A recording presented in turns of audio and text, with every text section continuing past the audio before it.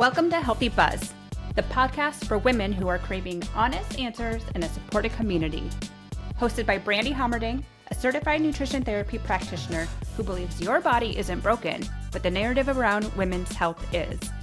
Each week, we're diving deep into holistic health topics, challenging the one-size-fits-all approach, and empowering you to trust your own informed intuition.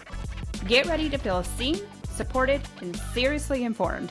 This is Healthy Buzz, where collaboration meets unfiltered transparency in women's health.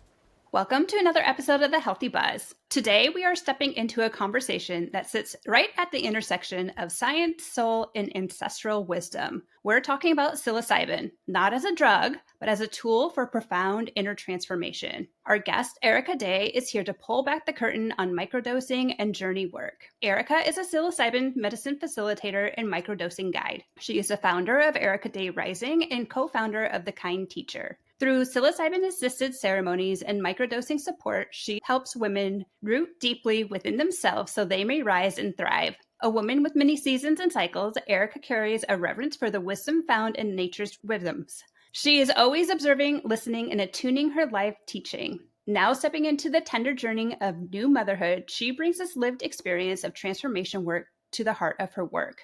But before we jump into today's conversation, I do want to share a quick but important note. Today's episode discusses psilocybin for educational and transformational purposes only. We believe in this intersection of science and soul, but it is important to remember that psilocybin remains a controlled substance in many jurisdictions. This conversation is not a recommendation to break the law, nor is it a substitute for professional medical advice, diagnosis, or treatment. So please consult a qualified healthcare provider or mental health professional before making any changes to your healthcare routine or exploring these medicines.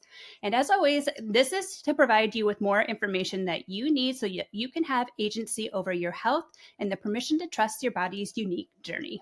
Ericka, welcome to today's show. Thank you so much, Brandy, for having me here. I'm so excited to dive into this topic with you. So let's jump right into it because this topic can be a little taboo and many people think of psilocybin. They maybe are thinking about like the 60s and hallucinating or tripping. So can you explain a little bit more about psilocybin, what microdosing is, and how this can really support a woman in their well-being? Psilocybin is a naturally occurring mushroom in nature, and it contains psilocin, which is the hallucinogenic molecule of psilocybin. So that's what gives it this term, hallucinogenic mushrooms. And I feel that this mushroom has been very misunderstood in our society. Actually reverting back to many ancient civilizations have utilized mushrooms or hallucinogens for ceremony and other rites of passage purposes and for healing. And so I feel this modality is really starting to come to light in our society. So there's a ton of research behind psilocybin, but I guess first what microdosing is it's taking a very small amount of psilocybin, and you can take that over a period of time, typically 12 weeks. And within the 12 weeks, there's a protocol you can follow. But what's beautiful about microdosing is it is not hallucinogenic. So you're still going to be getting these neuroplastic benefits within the brain. You're going to be able to access yourself in a deeper way when you work with this mushroom.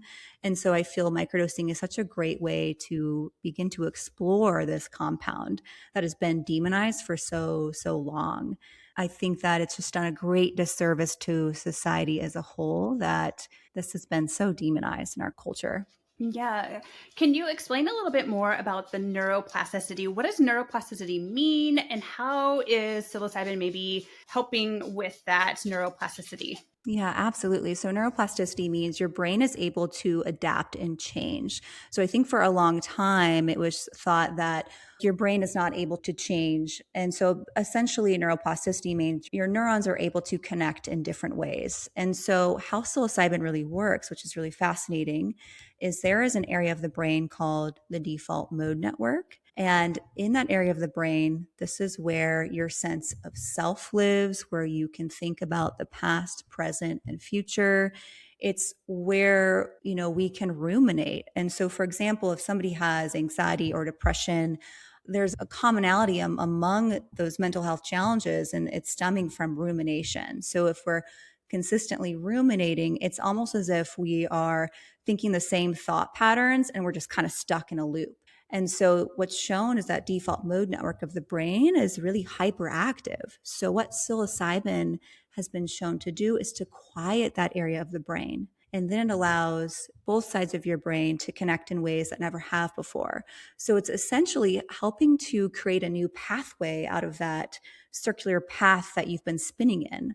So it's so beautiful because once you're able to kind of get yourself out of those thinking patterns or ways of being, that's when new, behaviors come into place. So it's making you and your brain really open up to other possibilities. Because I know if I've struggled with being down or sad or things of that nature, I'm really stuck in a certain way of thinking and being. So I feel psilocybin can really help to open the gates of what else is out there. Yeah, that is such an interesting way that this medicine is able to work and to release some of these maybe thought processes and habits that people might have and how they get stuck in that default mode network. I've never heard of that before. So I really love that because I do feel like even with the work that I do in nutrition therapy, like we can get stuck in some of the same patterns and habits and thought processes around food and weight and things that people have said to us in the past regarding maybe our aesthetics and things like that. So this could be really helpful in that area.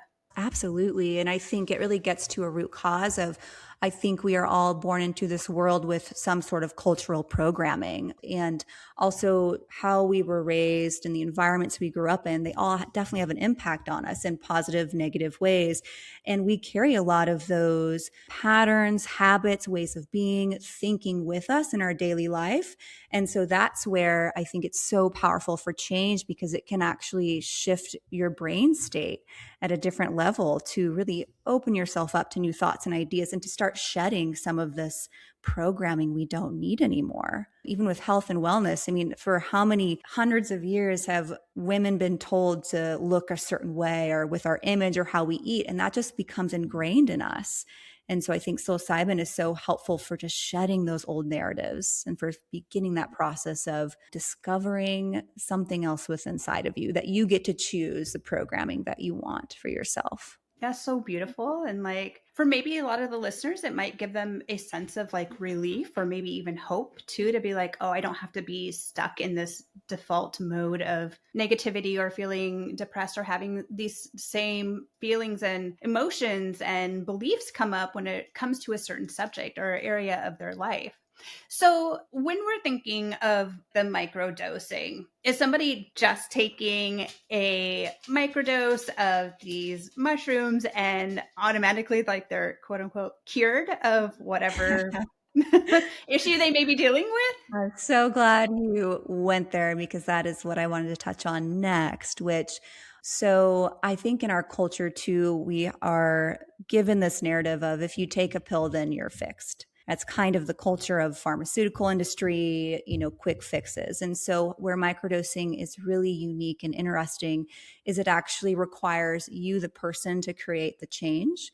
The medicine is just a tool to open up these pathways, to open up things within yourself. And for example, this medicine is an amplifier. So it will amplify things going on in your personal life, even in your day-to-day life. So for example, let's say you start microdosing and you just notice you're so fatigued and tired. Your body is just worn out. That's not the medicine making you feel that way. It's amplifying you and maybe how you've been living in your life. And so that's where it takes introspection and reflection to really be honest of, am I sleeping well, or have I been burning the candle at both ends?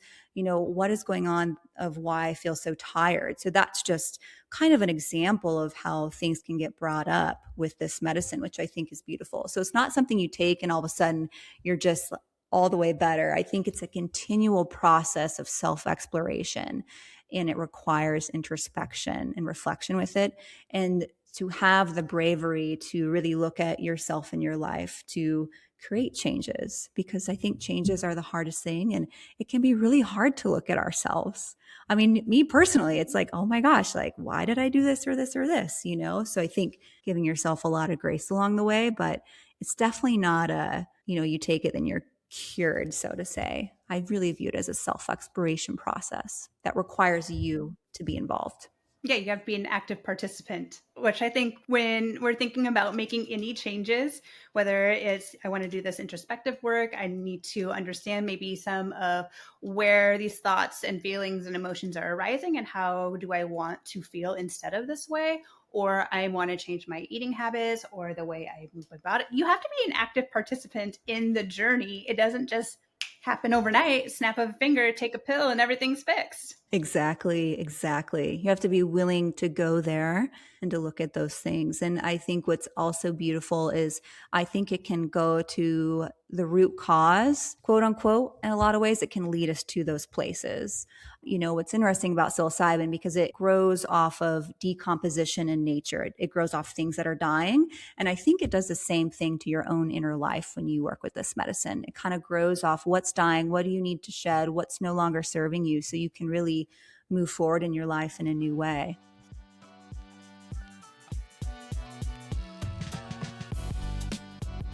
Hey, Healthy Buzz listeners. Are you feeling like you're constantly struggling to hit your protein goals? Like you know you should be getting more protein for energy, muscle support, and overall well-being, but you're not quite for sure how to make that happen without sacrificing flavor or other important nutrients. I get it. That's why I created the High Protein Power Plan, a delicious and easy to follow 7-day meal plan designed specifically for women who want to effortlessly reach 130 grams of protein or more every single day. Now, this isn't about bland chicken and broccoli. Inside, you're going to find mouth-watering recipes packed with flavor and designed to perfectly balance your macros. Think vibrant salads with protein powerhouses, satisfying bowls packed with flavor and nutrients, and easy dinner ideas that make hitting your goals a breeze without feeling deprived. This plan takes the stress out of high-protein eating and helps you feel your absolute best. Ready to finally unlock the power of high protein without the guesswork? Head on over to becollectivewellness.com to download your High Protein Power Plan today. It's time to nourish your body, feel amazing, and discover how delicious hitting your protein goals truly can be. So I would love to hear a little bit more about like your personal journey with using psilocybin, because I know that I personally know a little bit of your story, but I would love for our listeners to hear a little bit more of your personal experience. What got you also involved in like being a facilitator for psilocybin? Yeah, I think first how I came to psilocybin was through just my own curiosity. And I think inherently I was seeking my own healing without maybe realizing it in the beginning. And, long story short, I grew up with seeing my mother go through the current systems in place. She's struggled with PTSD, depression, anxiety, a big majority of her life. And I saw her on pharmaceutical after pharmaceutical, and they just kept upping her dose. And she was a zombie. She was just in bed all the time. And so that was really hard to see as a daughter, where my mom wasn't absent for a large period of my life. So I just, also looked at that and just was curious about what else is there, because this isn't supporting her quality of life. So I read the book called The DMT, The Spirit Molecule, which is written by Rick Strassman. He's a PhD scientist who was doing research on DMT, which is another psychedelic compound. And that book really opened my eyes to possibilities because it was so profound. So then I began seeking that out in my personal life. And I had my own experiences with psilocybin that were very life-changing for me. And it just continued to lead me down the path that I'm on. For a while, I was doing just life coaching. And then I decided to weave in microdosing with my clients. And the ones that were microdosing, I saw profound change, often very fast. And I just decided to continue down that path. And then the Kind Teacher, I was invited into the Kind Teacher, I became a co-founder, and we've supported thousands and thousands of people with microdosing and medicine work. So then I was able to be boots on the ground and really understand and see how this medicine was impacting people of everyday walks of life. And then it led me to facilitation. I have a mentor, Heather, and she's amazing and wonderful. She's been doing that work for a very long time. So I was mentored by her, and then I entered into that world because I just felt the pull to go deeper with clients and to support them in a different way than I was with life coaching. So that's kind of a really kind of fast, big overview of my journey, to the medicine, but it's changed my life in profound ways. I'm so grateful for the work that I've done personally with it. Yeah, that sounds like it was very impactful for you.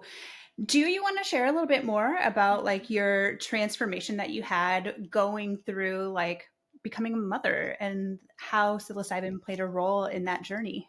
Absolutely. Well, so going back to the beginning, I think for me, my programming and my conditioning growing up in the household, being a mother wasn't honored. And my parents grew up in a cult.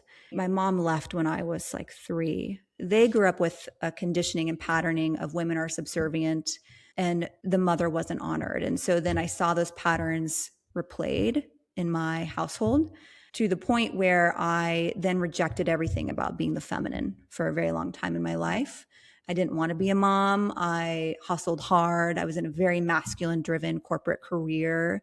Personally, I just denied everything about that aspect of myself. And so, long story short, working with psilocybin began to unpeel some of these layers from my childhood and remembering certain things. And there are aspects of that too that are really difficult because there's a dynamic with my parents where I was told one thing by my father of my mother and her health issues, and really come to find out through the medicine that he was contributing greatly to her mental health issues as well. There's abuse happening behind closed doors. So psilocybin really unveiled a lot of the truth for me, and it shifted how I thought about even my relationship with my mom, because I had really cut her out of my life. So through this process of working with psilocybin, it got me to this place of exploring motherhood, exploring my relationship with myself, with my own mom, with my own femininity.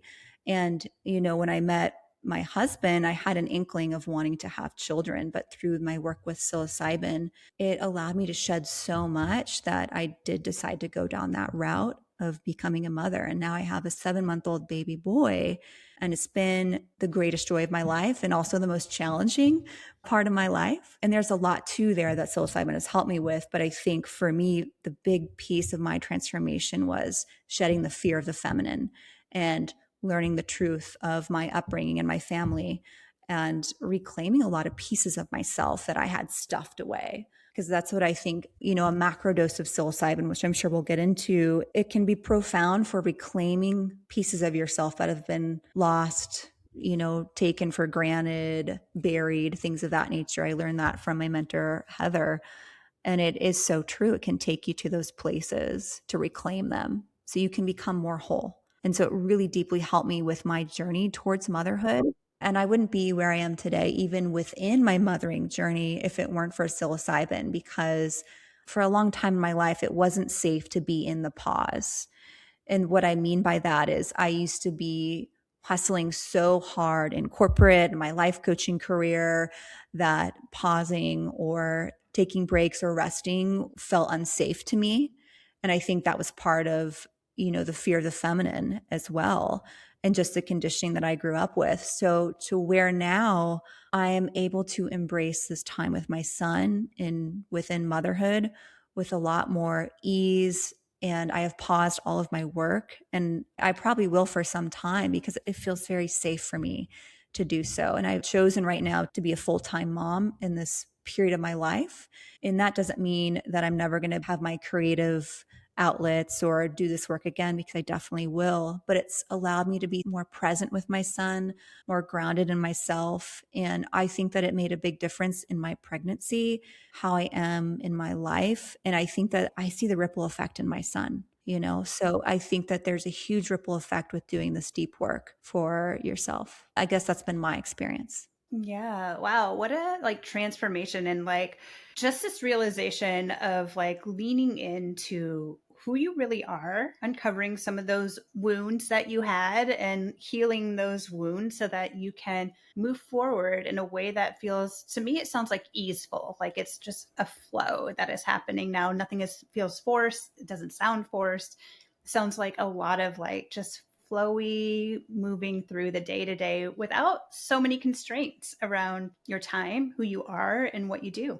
Yes. Yes, definitely. I think there's a big component of that. And it's not to say, I think becoming a mother and postpartum was really challenging. I mean, it's easeful in how I show up, but there's still a lot of challenges. I mean, I had postpartum rage, which I didn't know was a thing. And so I continue to learn so much about myself. And with medicine work, it continues to support me. And so I think it's brought me closer to my own truth and to being honestly like speaking my truth about things. I think medicine has supported me with that too, of speaking the truth about motherhood, of like it's beautiful and also fucking hard, and postpartum is it's filled with rage and joy and love. And sometimes it's just like this yearning for your life that was, because all of a sudden your time isn't yours anymore.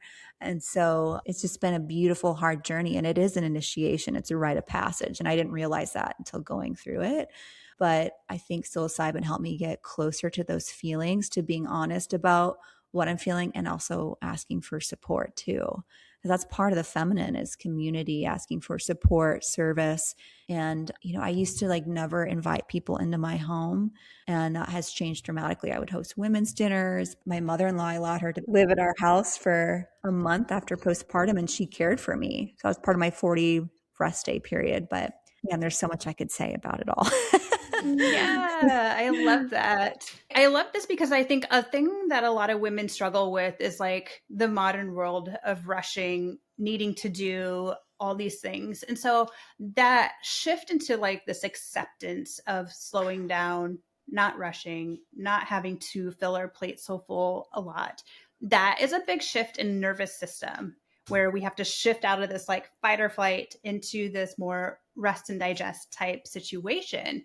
So, how can we support women with the shift when we're thinking about this? Is a lot of rewiring that we have to do around like who we are, how we show up, and checking all of the boxes all the time. Yeah, that's such a big bucket. It's very individual for each woman as far as how that journey goes. But I really feel my journey started with working with plant medicines, with psilocybin, because there's also one of the more beautiful aspects of psilocybin, especially with the macrodose journey, is the somatic aspect of this work. And so, what I mean by this is, and again, I'm just talking from my own experiences, from what I've seen in the journey space, from being journeyed myself by mentors, is we have so much locked into our body. And, in nature, if an animal all of a sudden feels like they're in danger, then they'll run away or do something. But then afterwards, you see them shake it out, right? So they're like releasing stuff from their nervous system. And I feel as humans, we don't really release things. I think if you don't have an outlet, things can get stuck in the body. So what I mean by the somatic aspect is I feel it opens up pathways to the body, to where you're in the journey space. And I've experienced this myself when I was in a journey. My whole right side of my body was shaking, tremoring when I was getting facilitated by a mentor. And it allows you access to different parts of your body to release things. And the somatic aspect can be screaming in rage, it can be crying, laughing, it can be shaking. I've seen this happen in the journey space when I have journeyed women. I had a client who she raged and screamed for a big majority of her journey. And she released so much. She had so much pent up anger and rage in her body, and her body was moving and doing all these things. And afterward, when her husband picked her up at the airport many days later, he said, "You feel different." And she's like, "I feel different in my life." And to me, there's something with the body, with the nervous system, with what this medicine is doing, which is helping to regulate, release. And there's so much research going into that. And there's also research going into how psilocybin supports inflammation, because I think there's a psychosomatic aspect to this medicine. If you think about it, if we're constantly ruminating or we have things stuck in our body in a physical way we can't get out, there is inflammation happening in the body. And so if you are rewiring your brain, you're opening up these avenues, I think it lowers inflammation, it supports your nervous system. And I think sometimes to support your nervous system, you have to go through those things that are a little bit sometimes hard to face or difficult, like these feelings we have stuck in ourselves with anger or sadness or depression or things we wish we would have done. And I think it's about facing some of those things sometimes. And it's not always the prettiest. It can be easy and beautiful, and sometimes it can be challenging in those spaces. And I think for women, supporting them through that, Man, I mean, macrodosing, even microdosing, even just starting with microdosing is such a beautiful way. But I think also for us to all be honest about our experiences and to really talk about these things, we need truth. We need to speak the truth and not sugarcoat things anymore in our society, especially as women of this world. We've been through so much. Our moms have, and their Yeah. moms have, So I think also there's a community aspect that we need for women as far as our nervous system. Yes. Could you speak a little bit more about what a microdose is versus a macrodose? Because we've kind of touched a little bit on them, but I think the listener really needs a little bit more of a clearer definition of what that actually means, what that entails. Yes, for sure. So a microdose is taking a very small amount of psilocybin, let's say anywhere from 50 milligrams to 250 milligrams. It's a very, very small amount.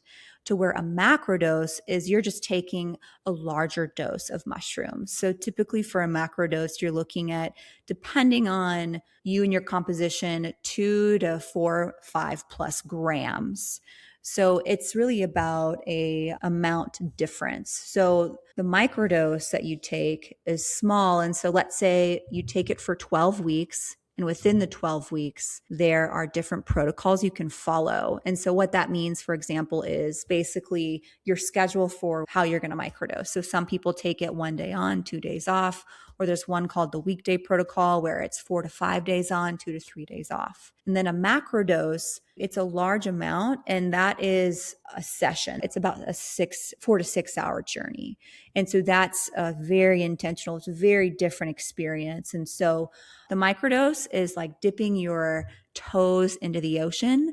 The macrodose is you're diving into the ocean, into the depths. And so when you're macrodosing, that's where you can really get into those somatic aspects of the body. You can encounter the root causes of things in your life. You can have spiritual experiences, a feeling of connection to all.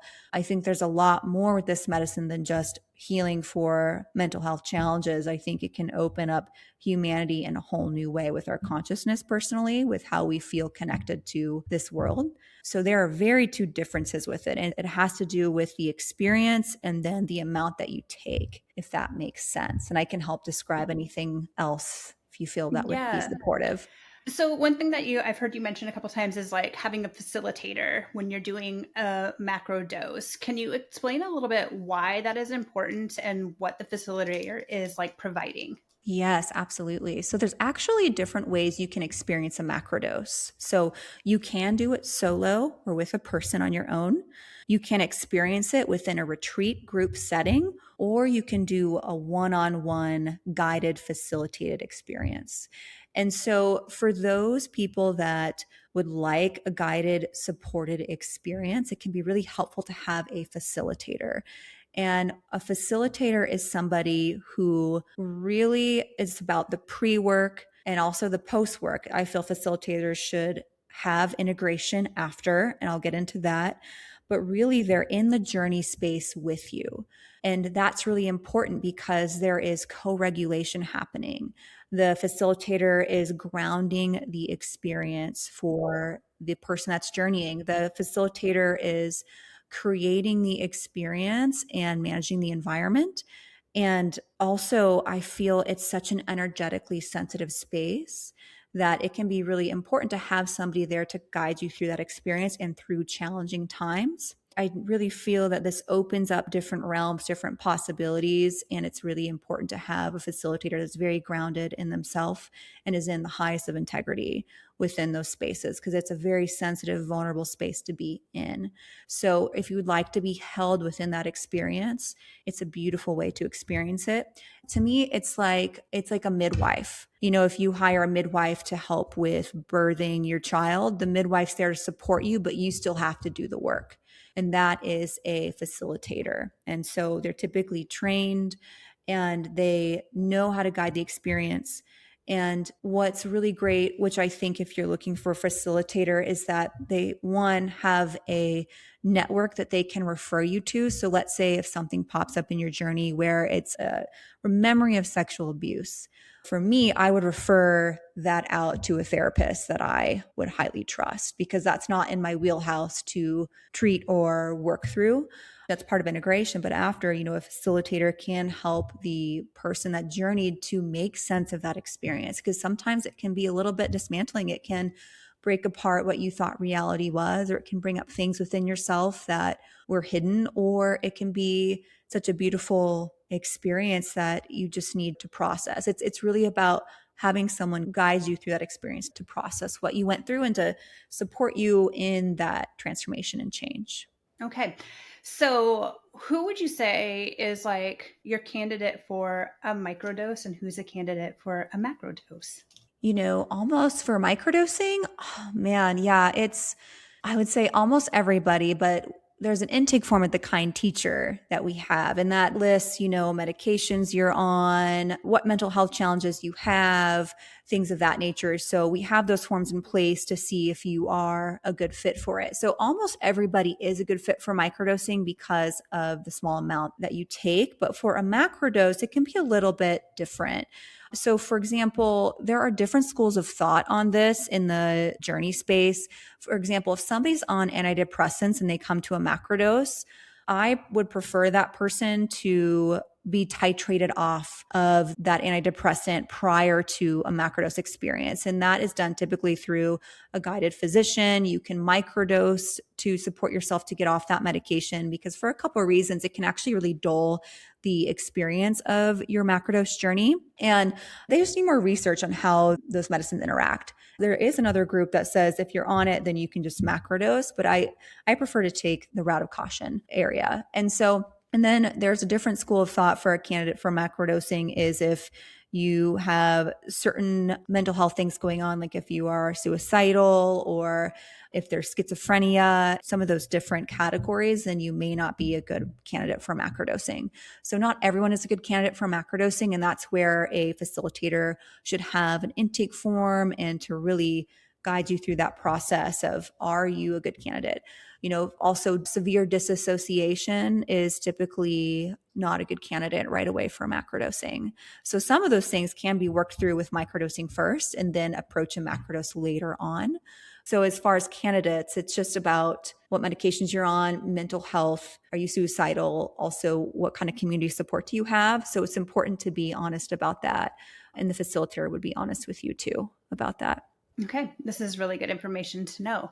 So about the integration part, let's talk a little bit more about that. So it sounds like there's a lot of things that can come up either through microdosing, you start to uncover and peel back some layers around things, but then especially if you do decide to do a macrodose journey, what does that integration mean to somebody and why is it so important? So integration is basically understanding and taking what you learned through your macrodose experience and applying that in your life. It's about the application and the soaking in of that information. And it's not just intellectual, it's also a deep knowing. It's more of an access to your intuition. And so it's really about, if this medicine brought up things in your life to change, integration is about deeply looking at those things and making those changes. So it's really about taking accountability for yourself after your journey to really improve your quality of life. And if you improve your own quality of life and your own mental state of being, that impacts everyone else around you. It's a ripple effect. So to me, integration is about understanding and taking accountability and really sitting with the insights and the knowings that you learned from your experience. And a lot of time, some people will use these medicines to escape. They won't integrate. They'll just do medicine journey after medicine journey after medicine journey after medicine journey. And so I think there's two sides can be true. So it's about integration is about really, self-reflection and creating those changes. That's where you get the most change, right? Is if you integrate and make those changes with support. Yeah, absolutely. Having somebody to guide you along in your journey and like walk you through what next steps look like. How does this look in your life going forward as well? What are we learning in this process? Yes, absolutely. Absolutely. And, and integration is also being seen and witnessed through your experience of your human life, because a lot of times this can bring up the happiest of feelings, or it can bring up immense grief, anger, rage. And so integration is also being witnessed and seen in that experience that the person had. Yeah. So let's talk a little bit more about the taboo. that can be associated with this because, psychedelics and maybe moms microdosing. I think there's a moms that microdose like Facebook group. One of my clients had told me about years and years ago. So there can be a little bit of taboo around it. And like, what does like a woman who is curious and wanting to explore a little bit more about this, what do they need to know, or what permission or trust do they need to tell themselves around this experience and why it's okay? What's interesting, what's going on in our society is I think there's a big unlearning happening. We are unlearning all of the BS and propaganda we have been fed and told for a long time. And it started with our parents and their parents' generation. So there's so much taboo around what a drug is, even. If you think of that definition of what a drug is, there's quote unquote good and bad drugs. But yet pharmaceuticals are drugs, but those are okay. But psilocybin, which is natural, which actually rewires your brain, is bad. So I think if a woman is interested in exploring this, I think to give yourself that permission to explore, I think first you want to understand it from an intellectual point of like maybe look up some research articles or reach out to somebody that maybe had an experience about it, and to just start exploring what that might look like for that person, and to give herself permission to do this because there's so much research out there. There's so many states pushing to legalize this, to make it more accessible for people because of the profound transformation it can, provide. And so, yeah, it is just such a big taboo. It has been for a long time. And I think a big part of that is because when you start working with these medicines, you start to decondition yourself from the culture itself, from the cultural programming, and you start to question things.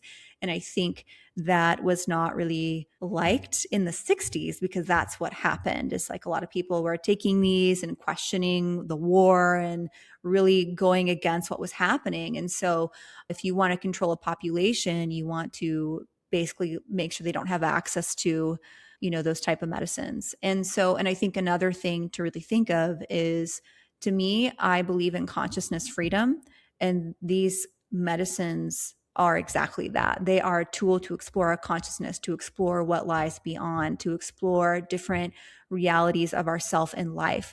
I have a lot of clients that have had very spiritual experiences that have shaken them to the core in a good way and changed how they viewed life and life after death. So I have a curiosity about that. So I think there's a curiosity there for that person for a reason, and to just explore and to pull the threads that are calling them. I think it's all about permission and just realizing we're in the era of unlearning and we're moving in a different way towards more natural things, I believe. I mean, we've even seen stuff change when it comes to like ketamine, and how ketamine is now being used to help with depression and a lot of mental health things as well. So I really hope that the narrative is changing around this, and that we can have more people have access to the natural things that we have available that can really be supportive to their health and wellness journey. Yes, absolutely. Absolutely. So much is changing all the time. And it's a really exciting time to be living right now in what is changing. So, especially with plant medicine. So, I'm just hopeful for where this leads for humanity as a whole. And I feel like there is a lot more research coming out around the benefits. We hear a lot of people in the more like holistic health space talking about the benefits of psilocybin. So just hopeful that we can continue to expand. Everybody expand your horizons, expand your thoughts around, get curious around why we have these thoughts, maybe around this drug being bad, and where is that coming from? What is that ingrained in? And like, is it time to change the narrative around that?